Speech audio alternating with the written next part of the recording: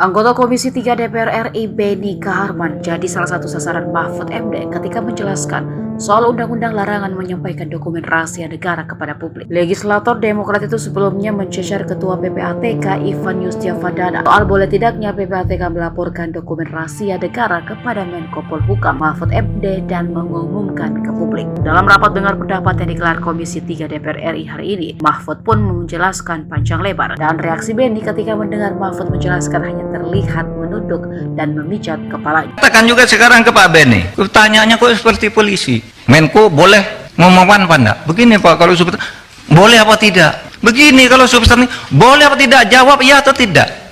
Kan enggak boleh tanya begitu. Itu harus ada konteksnya dong. Sudah bilang boleh, boleh katanya. Ini yang saya lihat. Kalau boleh sebutkan pasalnya lah. Boleh kok harus ada pasalnya. Kalau boleh tuh enggak perlu pasal.